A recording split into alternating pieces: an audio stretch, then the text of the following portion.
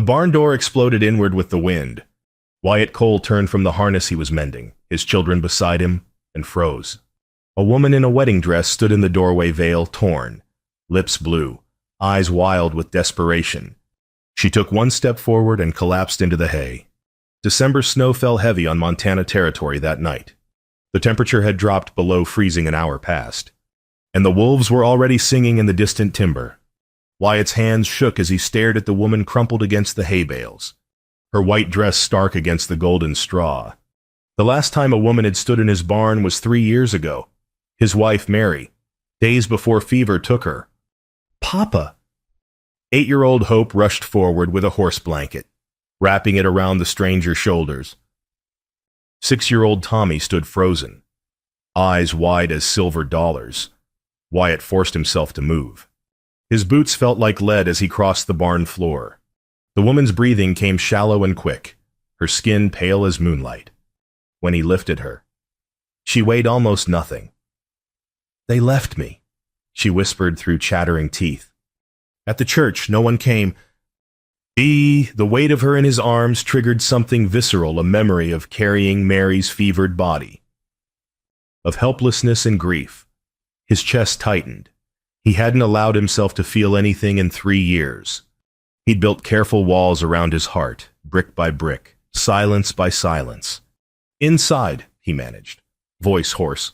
"Quick now." Hope grabbed the lantern. Tommy held the door against the wind. Together they crossed the yard to the modest ranch house, snow swirling around them like ghosts. Inside, Wyatt laid the woman by the stone fireplace. Her wedding dress was torn at the hem, mud-stained and soaked through. Her dark hair had come loose from its pins, falling across her face in wet tangles. She couldn't have been more than 25. Hope rushed to stoke the fire while Tommy fetched blankets. The children moved with practiced efficiency. They'd learned early how to survive without a mother. The woman's eyes opened slowly. They were brown, deep as creek water, and filled with a shame that Wyatt recognized. She was looking at him not with need, but with the raw vulnerability of someone who'd been discarded. "Thank you," she whispered. Wyatt's throat went dry. He nodded once and stepped back, putting distance between them. Outside, the wind howled. Inside, something he'd kept frozen for 3 long years began to crack. Ruth Winslow's hands thawed slowly in the heat of the fire. She couldn't stop shaking, not from the cold anymore, but from the humiliation of telling these strangers how she'd been left at the altar like livestock deemed unfit. The man Wyatt. His daughter had called him, stood across the room with his arms crossed. His face was weathered from sun and wind, his eyes a pale gray that revealed nothing. But his jaw was tight, and she could see the tension in his shoulders. "I came from Illinois," Ruth said quietly. "Mail-order bride. The arrangement was made through letters. I was to marry a rancher's son." Hope handed her a tin cup of coffee. The little girl's kindness made Ruth's eyes burn with tears. "What happened?" Hope asked gently. "I arrived yesterday morning. They picked me up at the station, drove me to the church." Ruth's voice cracked. "When we got there, the groom took one look at me and walked away. His father said I wasn't what they expected. They left me on the church steps with my bag." Wyatt's jaw clenched tighter. Tommy moved closer to Ruth, his small hand resting on her arm. "You got nowhere to go?" Wyatt asked. His voice was rough, carefully neutral. "No money, no family. I used everything I had to come here." Ruth looked down at her hands. "I walked for hours trying to find help. Your barn was the first light I saw." Silence settled over the room. The fire crackled. Outside, the storm intensified, wind screaming through the eaves. "You can stay tonight," Wyatt said finally. "Storm should break by morning. Town's 8 miles south. Someone there can help you figure what comes next." Ruth nodded, grateful even for one night's shelter. But Hope looked up at her father with those wide, knowing eyes. "Papa, where will she go tomorrow?" The question hung in the air. Wyatt's face went carefully blank. the expression of a man who'd taught himself not to feel. He turned toward his bedroom without answering. "Get some sleep," he said over his shoulder. "Morning comes early." Through the thin walls that night, Wyatt heard Ruth crying softly. The sound traveled through the wood and settled in his chest like a stone. He pressed his forehead against the cold window glass and watched snow fall in the darkness. Just one night, he told himself, one night, and she'd be gone. But even as he thought it, he knew it was a lie. Dawn broke cold and clear over Montana territory. Wyatt stood at his wife's grave on the hillside overlooking the ranch, frost biting through his knees. "I can't do this again, Mary," he said to the wooden cross. "I can't let someone in just to lose them." The words came easier here, where no one could hear his weakness. 3 years ago, Mary had died in the barn during a difficult childbirth. He'd ridden through a blizzard trying to reach the doctor, but came back too late. She'd bled out in the hay while Hope and Tommy slept in the house. Unaware their mother was slipping away, her last words echoed in his memory, "Don't let fear make you small." Wyatt. He'd made a vow that night never again. Never let another woman into their lives, into their hearts. The risk of loss was too great. Better to live frozen than to break again.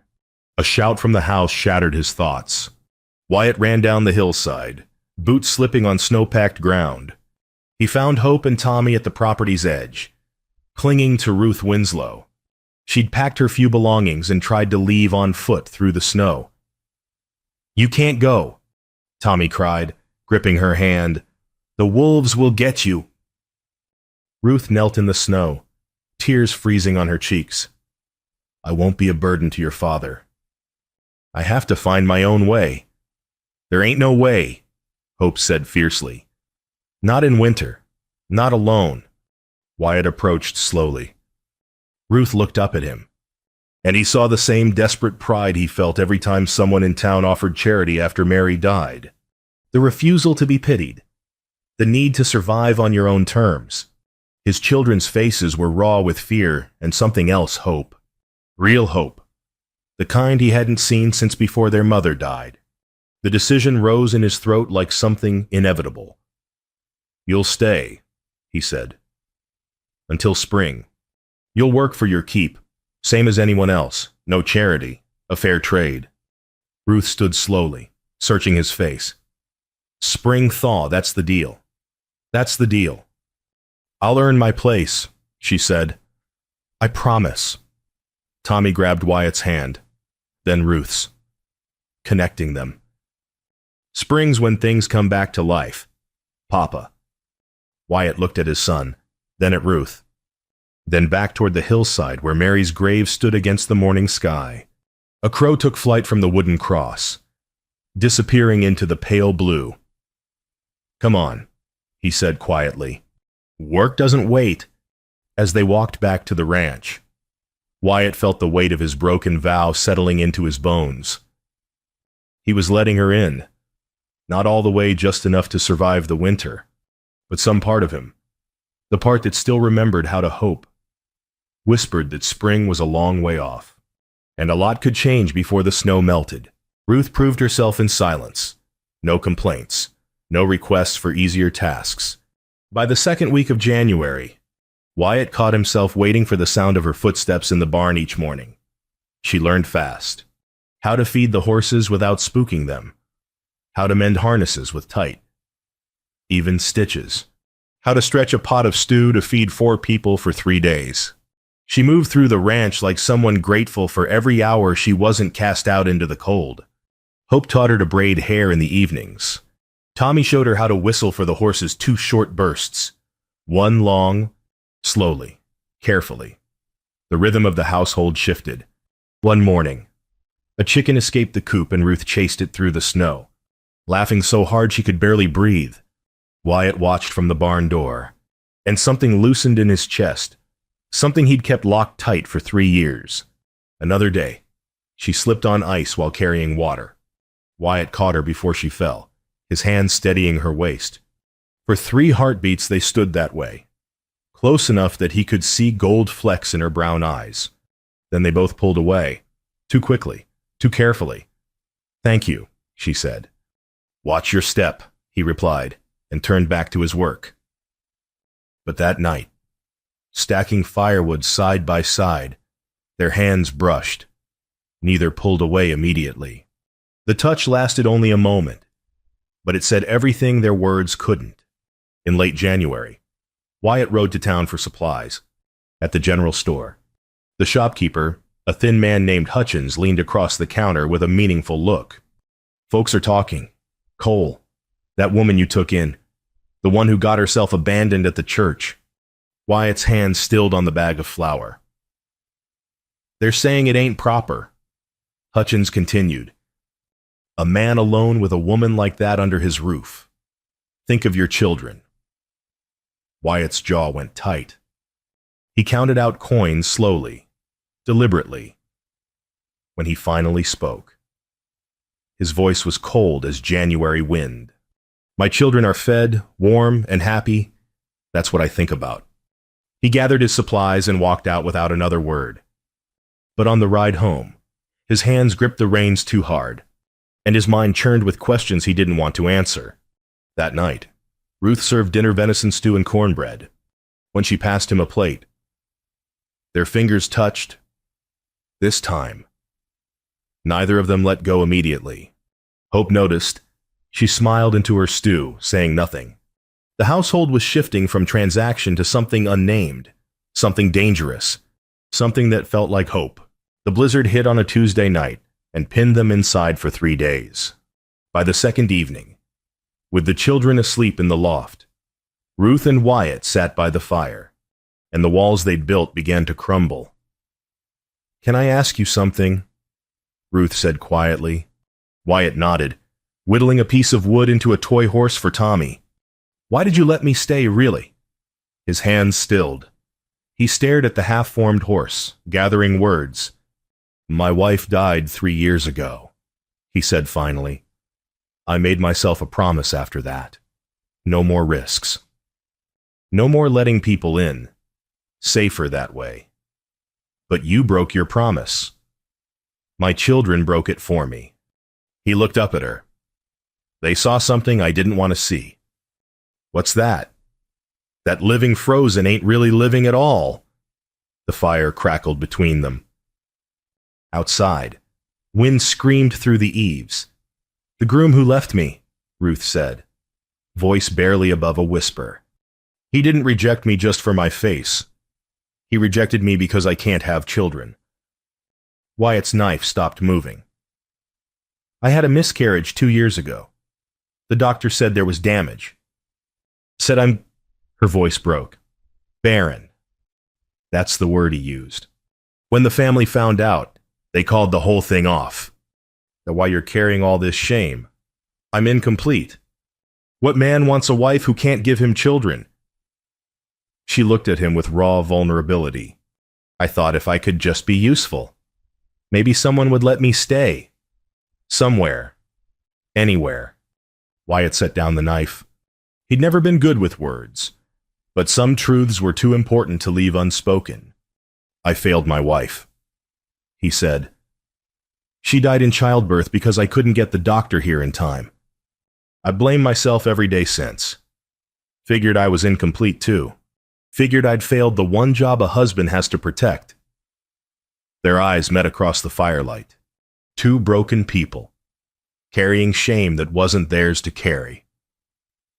"You're not incomplete," Wyatt said quietly. "You're the bravest person I've met." Before Ruth could respond, a cry came from the loft.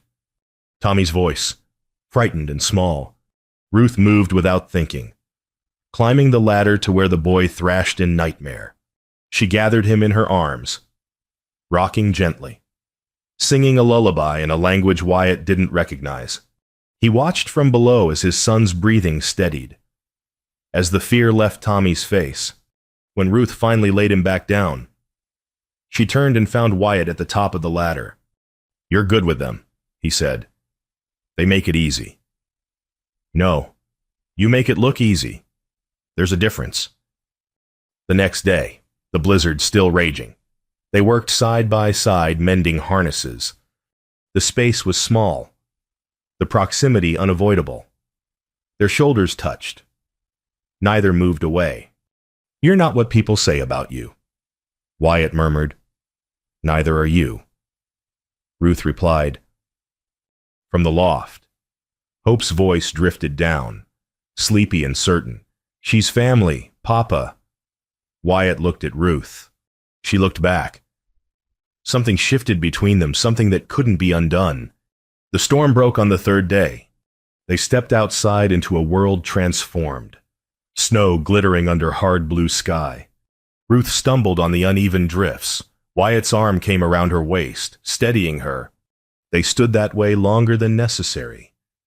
When he finally released her, they both felt the loss. Ruth had hoped the town might accept her if she stayed quiet and invisible.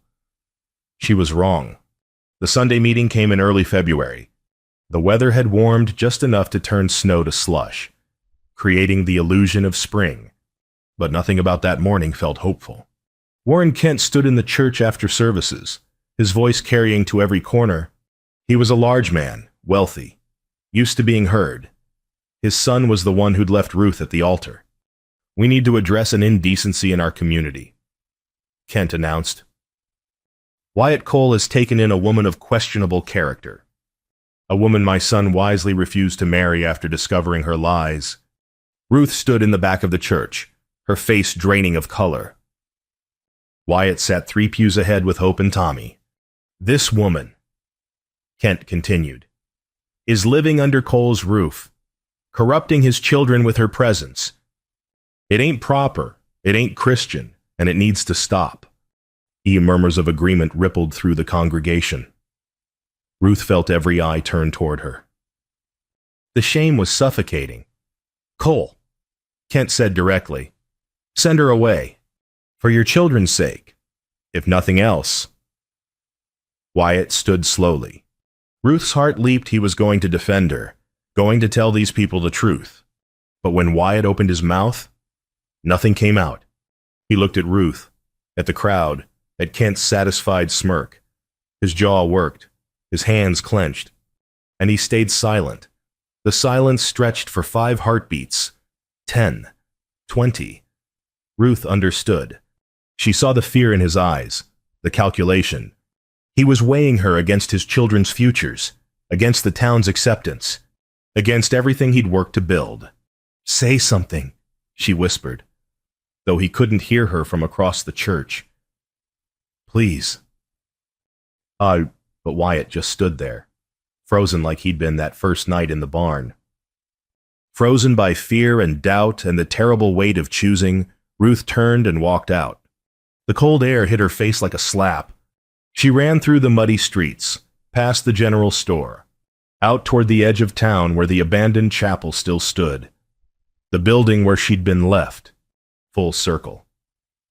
She collapsed on the steps, sobbing into her hands. "I'm cursed," she said to no one. "I ruin everything I touch." Footsteps approached, small footsteps. Hope and Tommy appeared, breathless from running. "We're not leaving you," Hope said fiercely. "Your father. Papa's scared," Tommy said with the blunt honesty of a child. "But he loves you. We all do." More footsteps, heavier. Wyatt appeared, his face stricken. "Ruth, don't." She stood, wiping her eyes. "I won't ruin you. I'll go at dawn." Before he could respond, 3 horses rode up. Warren Kent and 2 of his ranch hands. Kent's face was triumphant. "Good to see you're being reasonable. Cole, she'll leave by sunrise. Or we'll make sure she does." Wyatt's hands curled into fists. But still, he said nothing. Ruth looked at him one last time. "Your silence said everything." She walked past him into the gathering dusk, Hope and Tommy running after her. Wyatt stood paralyzed as Kent and his men rode away, satisfied. The townspeople dispersed, some nodding approval, others looking uncomfortable, but none spoke up. None stood with him. Wyatt had failed the test, and he knew it. Wyatt returned to Mary's grave that night. broken. I'm a coward, he told the wooden cross. Stars emerged overhead, cold and distant. I froze when she needed me, just like I froze when you needed me. He knelt in the mud and melting snow, his chest so tight he could barely breathe. All those years of building walls, of protecting himself from pain, and for what he'd become exactly what he feared a man too afraid to live. I love her, Mary, he whispered. I didn't mean to, but I do.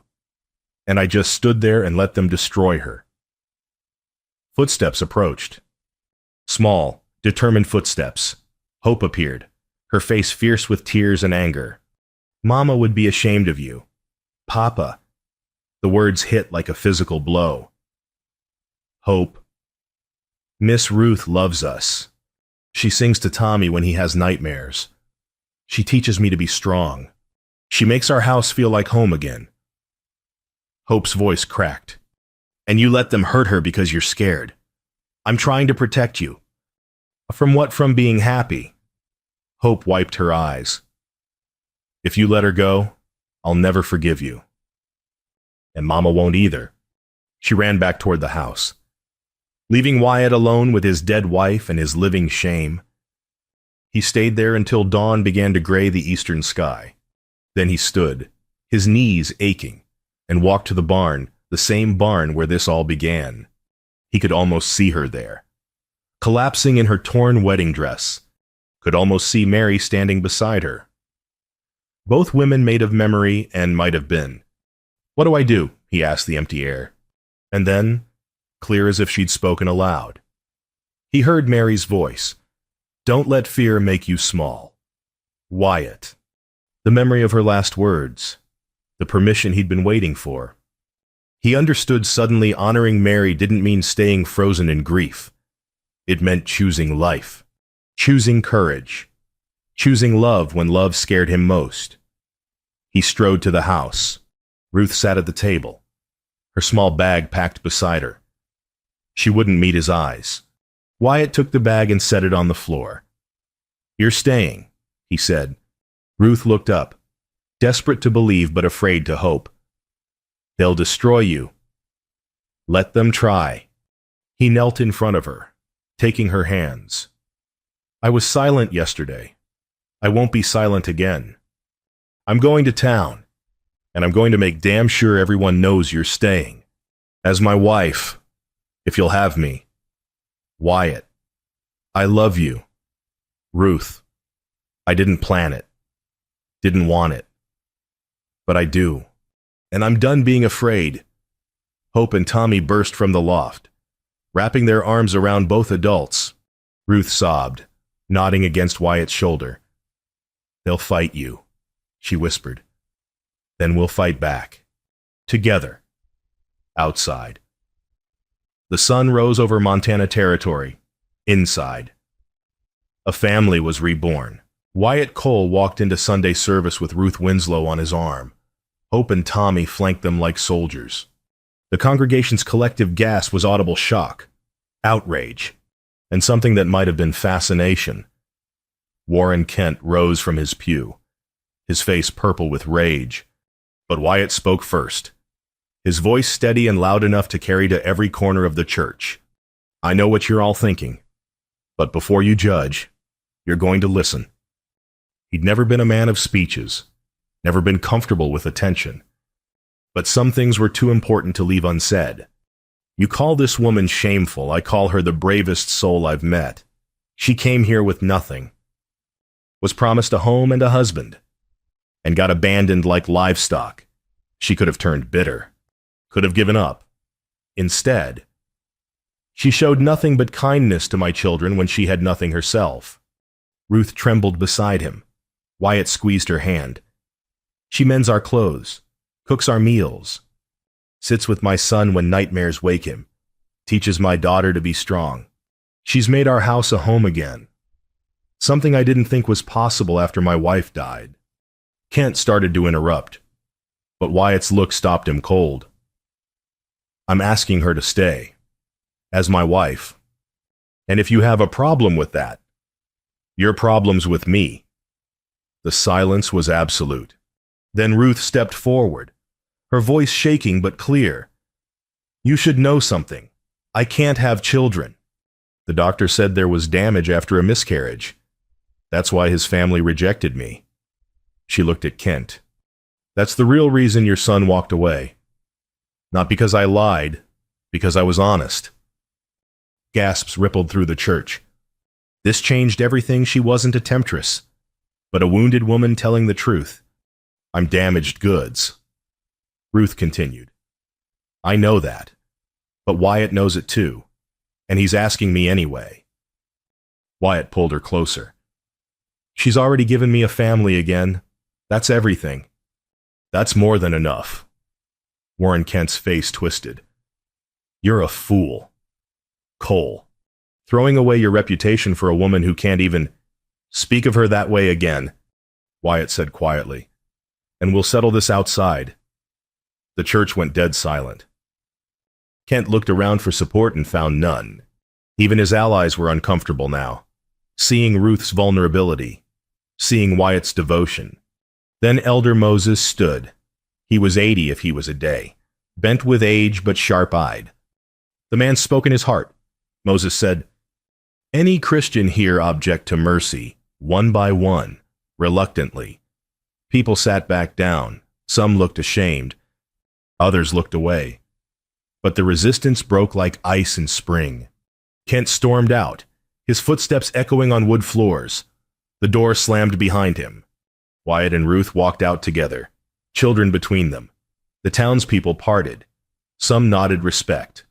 Others avoided their eyes, but no one stopped them. Outside, in the cold February air, Ruth stopped and turned to Wyatt. "You really want this, me?" He kissed her forehead, gentle and certain. "I really want this." "I really want you?" Hope and Tommy cheered, and for the first time in 3 years. Wyatt Cole felt the ice around his heart completely melt. Spring came to Montana territory the way it always did, sudden and fierce, transforming the frozen land overnight. It came to Wyatt Cole's ranch the same way, bringing wildflowers, green grass, and a wedding at the abandoned chapel. The same chapel where Ruth had been jilted 2 months before. But this time, the church was full. Elder Moses officiated. Hope carried wildflowers in a basket. Tommy held the rings with solemn pride. Even some of the townspeople who judged Ruth harshest came. Shame and curiosity in equal measure. Ruth wore a simple dress, no white, no veil, just calico and honesty.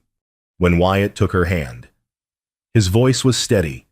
"I vow to stand with you, in storms and in spring, in judgment and in joy, until my last breath." Ruth's voice shook but held, "I vow to love your children as my own, to make your house a home, to never let fear make us small." When he kissed her, Hope and Tommy cheered loud enough to echo off the rafters. The weeks that followed brought new rhythms. Ruth planted a garden: tomatoes, beans, squash. Wyatt built an addition to the house, expanding it room by room.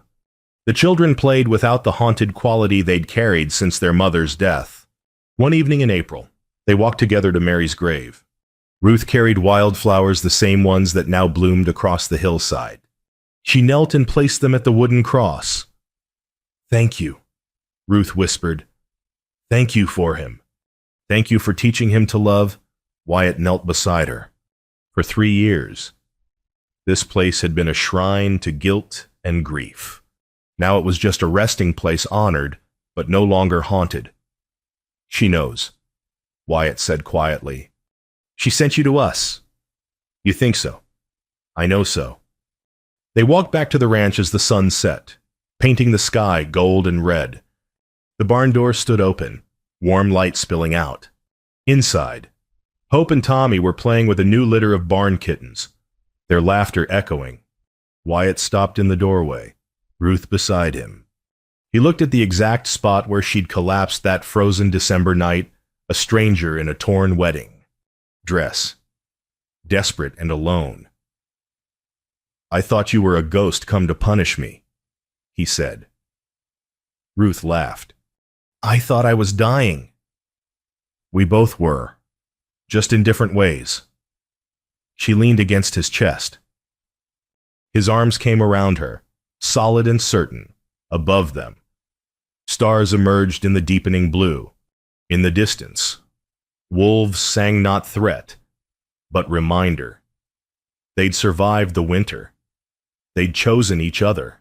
They'd built something that would last. "Are we a real family now?" Tommy called from inside the barn. Wyatt and Ruth looked at each other and smiled.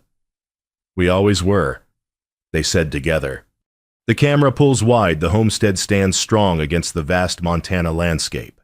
Smoke rising from the chimney. Spring green spreading across the land. A home rebuilt.